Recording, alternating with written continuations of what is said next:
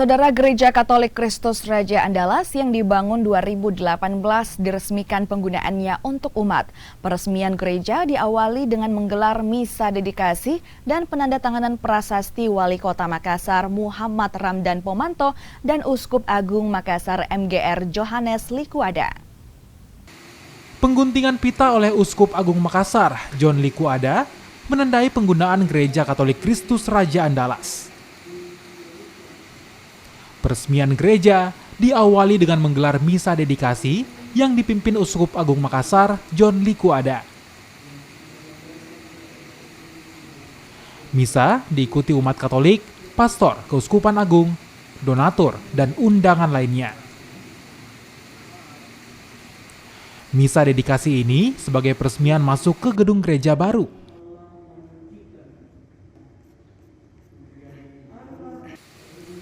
Penandatanganan prasasti oleh Wali Kota Makassar Muhammad Ramdan Pomanto dan Uskup Agung John Likuada dilakukan usai misa. Gereja Kristus Raja Andalas ini dimulai dibangun tahun 2018 bulan November. Berarti pekerjaannya baru rampung? Baru rampung tanggal 1 Februari 2023 yang diresmikan oleh Bapak Uskup dan Wali Kota.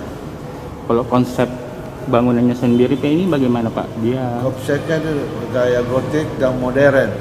Ya. Apresiasi diberikan atas desain gereja yang bisa menjadi pusat wisata religi. Pembangunan rumah ibadah sebagai wujud toleransi antar sesama umat dan sejalan dengan program penguatan keimanan umat di Kota Makassar.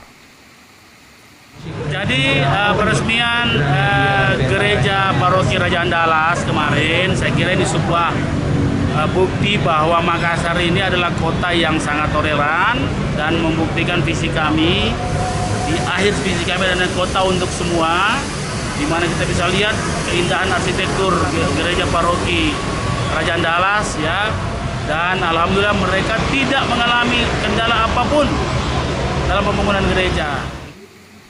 Gereja Katolik Kristus Raja Andalas merupakan gereja tertua kedua di Kota Makassar yang didirikan pada tahun 1939.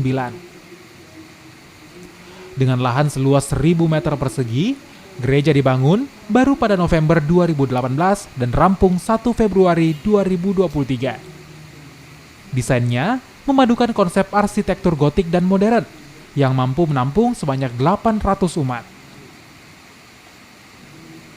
Gereja berlantai 5 ini dibangun dari dana swadaya umat serta donatur. Selain Forkopimda Makassar, peresmian gereja juga dihadiri pimpinan Majelis Lintas Agama Sulsel, pengurus Forum Kerukunan Umat Beragama, pastor Keuskupan Agung Makassar, donatur, dan undangan lainnya. Arif Tirtana, Kompas TV, Makassar, Sulawesi Selatan.